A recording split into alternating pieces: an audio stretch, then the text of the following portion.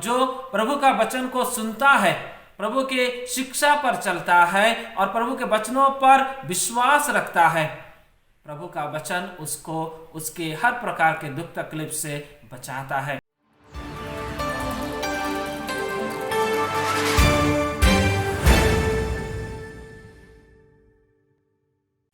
पिता और पुत्र और पवित्र आत्मा के नाम पर आमीन। क्रिस्त में मेरे प्यारे भाई और बहनों, आज वर्ष का चौथा इतवार है। आज का सुसमाचार में हम पढ़ते हैं कि प्रभु यीशु विश्राम के दिन में सभागृह जाते हैं और वहां पर लोगों को शिक्षा देते हैं। उस समय एक मनुष्य जो अशुद्ध आत्मा के वश में था, वो प्रभु यीशु के सामने आता है और उस इंसान को प्रभु यीशु आदेश देता है, अशुद्ध आत्मा इस इंसान से निकल जाओ। और उसी समय अशुद्ध आत्मा उस मनुष्य को छोड़कर चला जाता है।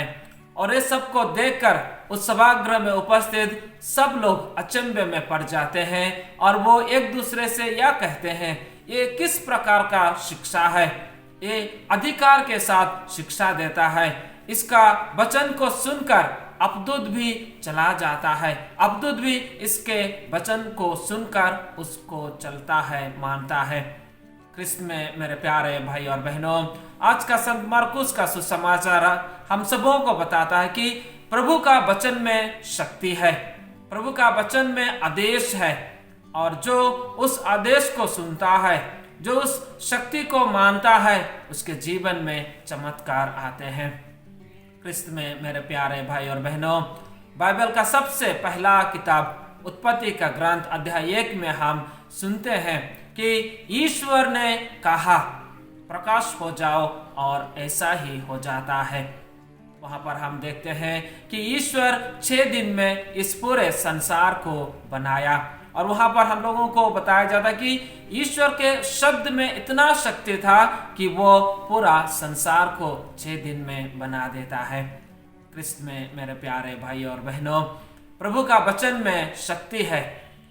नया विधान में हम देखते हैं कि संत लूकास के सुसमाचार अध्याय 7 वाक्य 11 और 15 में प्रभु यीशु नाई में घूम रहे थे, और वहां पर एक विधवा के बेटा जो मर गया था उसको लेकर लोग दफनाने के लिए जा रहे थे।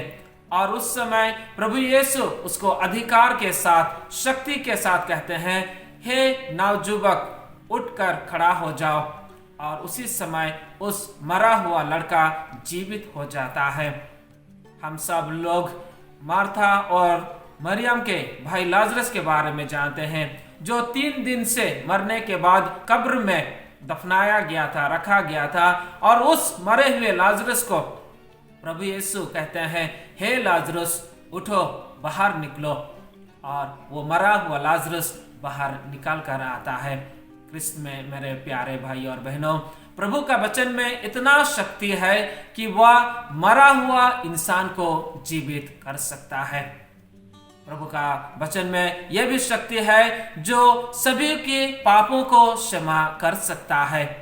क्रिस्त में मेरे प्यारे भाई और बहनों, जब हम बाइबल में पढ़ते हैं, प्रभु यीशु लोगों को सुसमाचार सुना रहे थे, और उस समय लोग एक अर्धांगी रोगी को प्रभु के सामने लाते हैं, और प्रभु यीशु उस इंसान को कहते हैं, तुम्हारा पाप क्षमा हो गया।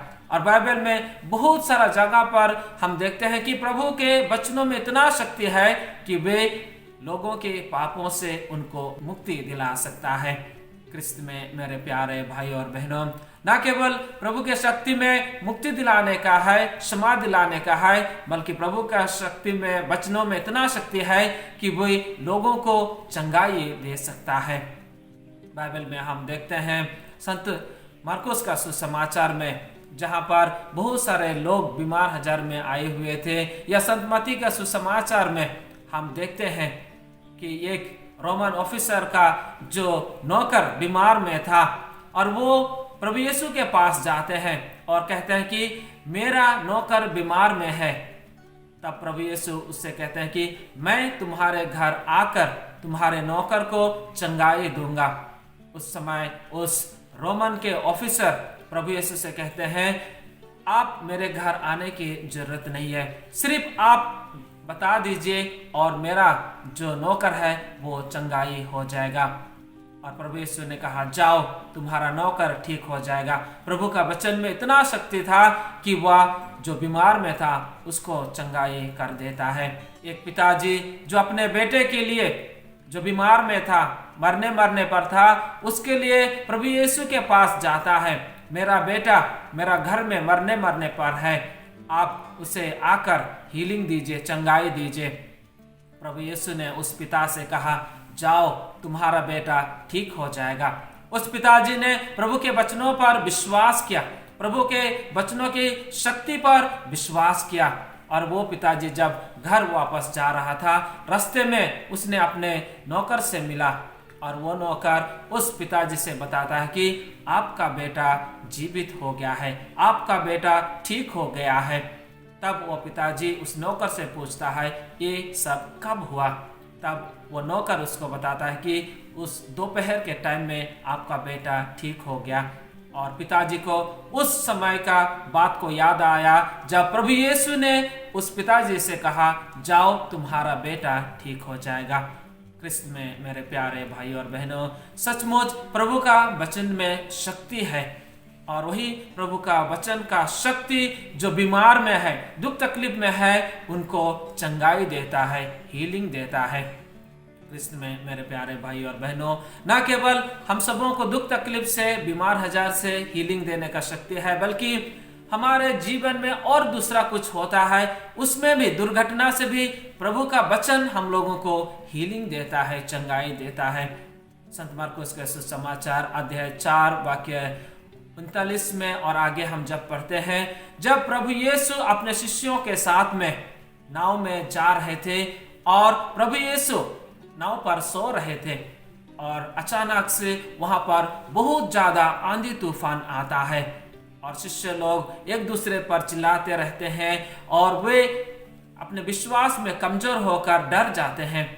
उस समय वे प्रभु यीशु को उठाते हैं और प्रभु यीशु जो सो रहे थे वो उठकर सबको आदेश देते हैं और वहां पर शांति छा जाता है।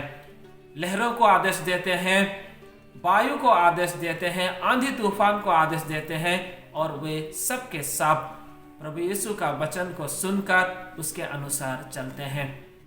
क्रिस्त में मेरे प्यारे भाई और बहनों, बाइबल हम सबों को हर समय बताता है कि प्रभु का वचन में शक्ति है, प्रभु का वचन में आदेश है और जो प्रभु का वचन को सुनता है, प्रभु के शिक्षा पर चलता है और प्रभु के वचनों पर विश्वास रखता है, प्रभु का वचन उसको उसके हर प्रकार के दुख तकलीफ से बचाता है, उसके हर प्रकार के प्रॉब्लम से प्रभु का वचन उसको सांत्वना देता है, दुख तकलीफ के समय में उसको सांत्वना देता है, बीमार हजार के समय में प्रभु का वचन उसको हीलिंग देता है, चंगाई देता है।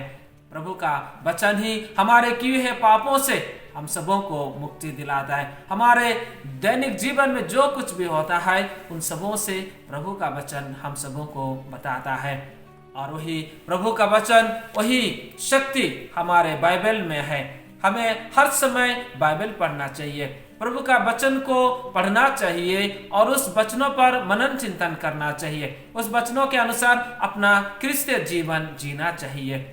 और जब हम ऐसा करते हैं, प्रभु का वचन हम सबों को बचाता है। क्रिस्त में मेरे प्यारे भाई और बहनों, जिस प्रकार उस सभागृह में उपस्थित सब लोगों ने कहा, ये किस प्रकार का शिक्षा है, इसकी शिक्षा में अधिकार है, इसकी शिक्षा में शक्ति है, वही प्रभु का वचन को हम विश्वास करें और एक दूसरे के लिए प्रार्थना करें कि प्रभु का वचन हम सबों को अपने आशीष और कृपा से बरसाए।